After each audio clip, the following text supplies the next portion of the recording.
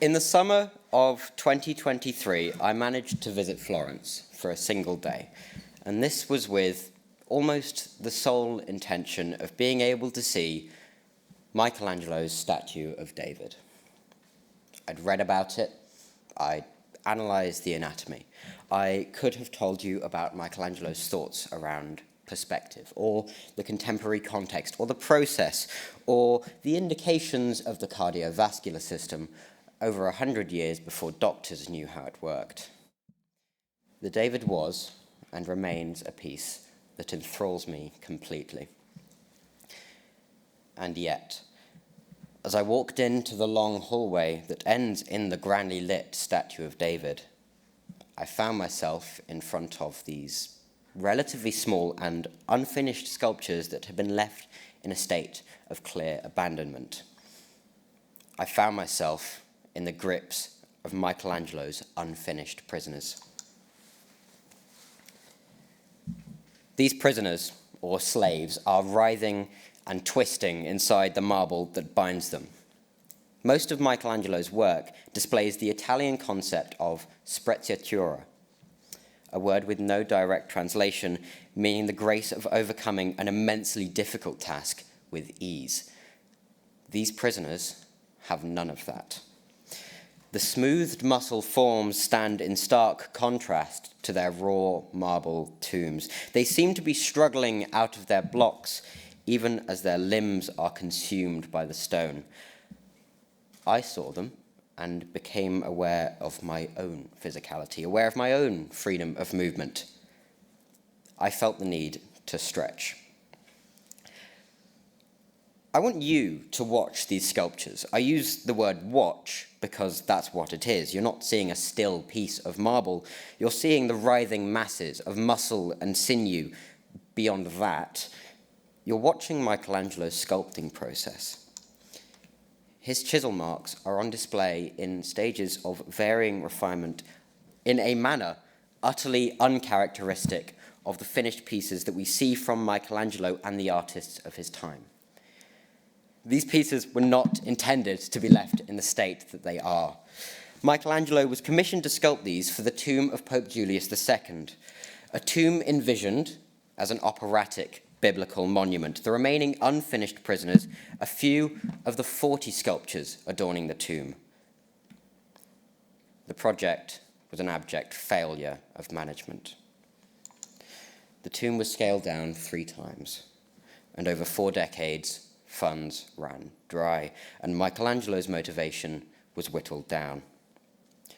Originally commissioned in 1505, the project ended in 1545 as a small facade with 7 sculptures, the top 4 of which were not sculpted by Michelangelo.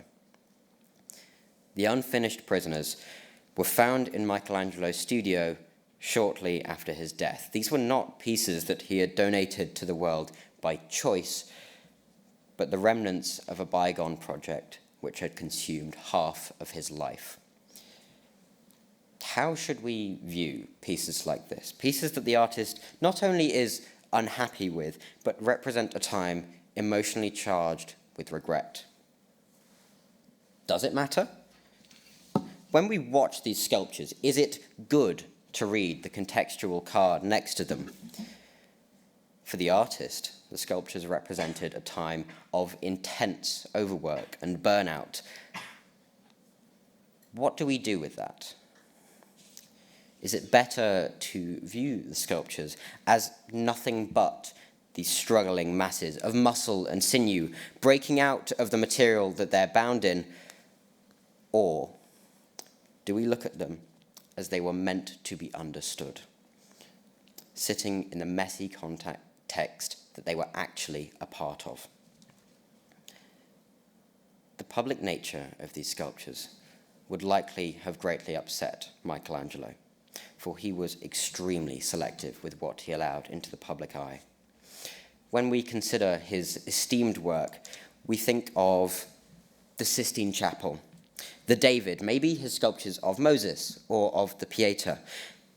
But when we consider that he lived to 88 and his constant and extremely high work rate, it almost feels like there should be more surviving work, at least more sketches, more drawings and paintings. Where are these missing pieces? Shortly before Michelangelo's death, he ordered that every drawing he could get his hands on be burned. Every single one. The over 600 drawings that we have today were the small fraction of his drawings that escaped him. The obvious question is why? Why would an artist of such a caliber destroy things of such beauty? During his lifetime, he was known as Il Divino, or the Divine. His sculpture of David epitomized everything that the Italian Renaissance strived to present itself as. It was the idealized human form. It was the indomitable human spirit. It was the pursuit of utter perfection. He was adored worldwide and was the first person to have a published biography during their lifetime. He became, in a sense, a god amongst men. But this image was no accident. This wasn't a man who was born with a chisel in hand and the knowledge of an expert.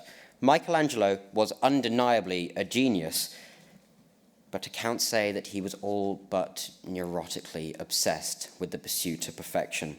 If a sculpture was slightly wrong in any possible sense, he would abandon it, even if he'd been working on it for several months, and start work on a new block with the belief that he would not repeat his mistake.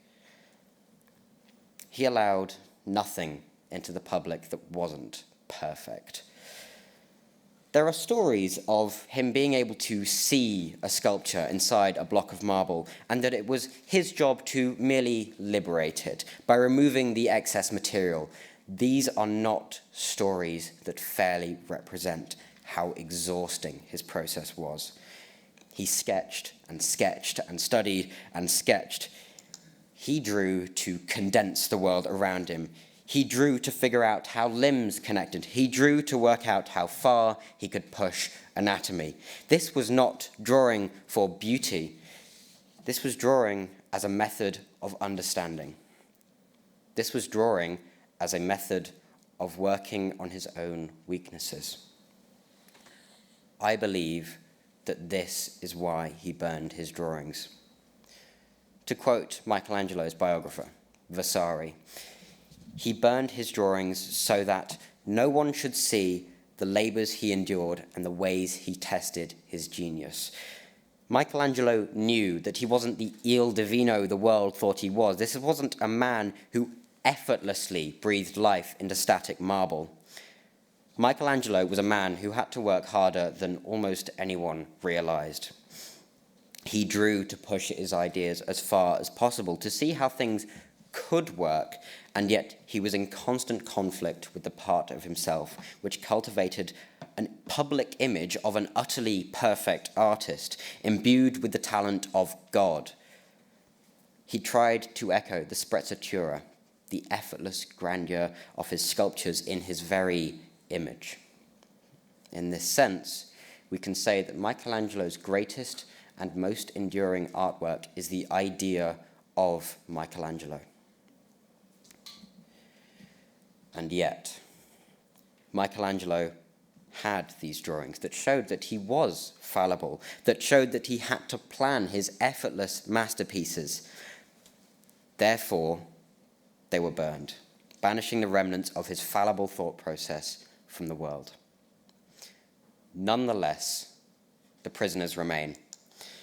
The beauty in their construction, the writhing, sweating contortion akin to pulling oneself out of a thick mass of quicksand, draws parallels with the story of their creator. We see his method of working, obsessively focused in some areas and haphazardly smashing away at stone in others. We see the prisoners' freedom of movement obliterated, held in place by their own stone body despite wrenching themselves from it.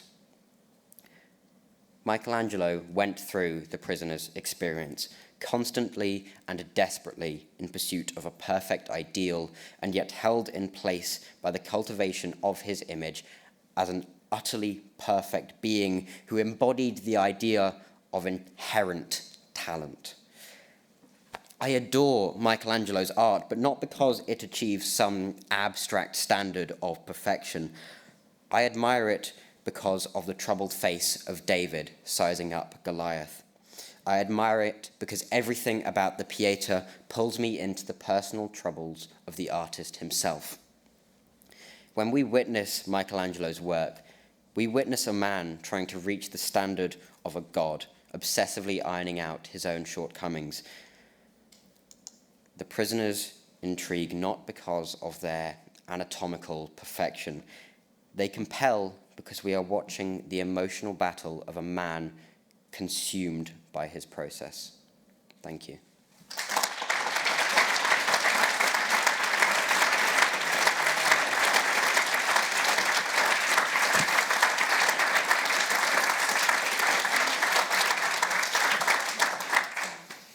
Thank you very much, Thomas. I was wondering, and as I was listening to that, I sort of get the feeling genius has to practice, and he didn't want us to see his effort. But are you, as a viewer, as a visitor to the sculptures, as a watcher, are you personally glad that his perfectionism has been exposed like this? And why?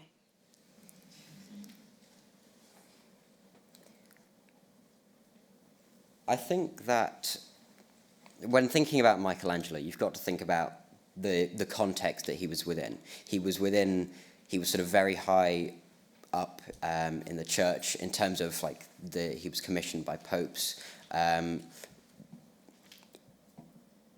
was a requirement almost, an external requirement for him to be perfect, for him to be sort of this great figure. And so if you're thinking about the perfectionism that he had, that was encouraged at the time. And so if we're trying to think about, are we glad about that it's exposed in terms of that it's exposed now rather than later, rather than having his struggles be on display at the time? He wouldn't have got to the place that he got to if he was seen as just a man. He would have been someone who sort of played around with stone and occasionally got these great results, but they were the product of this effort. And nowadays we think of effort as something to be rewarded, but that wasn't the case for Michelangelo. The part of his virtue, part of his strength was how he just did it perfectly, and we wouldn't know about him, I imagine, if we knew how hard if the church knew how hard he had to work. And so, on the one hand, I'd like people to sort of think about Michelangelo as this struggling genius, this person that had to sort of push constantly to get these results. Because I think there's serious beauty in that. I think everyone can relate to that. But if it was the case that he was known as an artist who had to work quite as hard, he wouldn't have got to the point that we know him as. Like I said, his greatest work is the idea of him. If that didn't exist, we wouldn't have Michelangelo. And so on the one hand, yes, it would be amazing if people understood the struggle that he had to go through and then realized that they're not flawed because they have to work to get good at something. But on the other hand, we wouldn't know about Michelangelo if that was the case. So it's quite conflicting. Yeah, I want people to know how hard he had to work, but if that was the case at the time, we wouldn't know about him.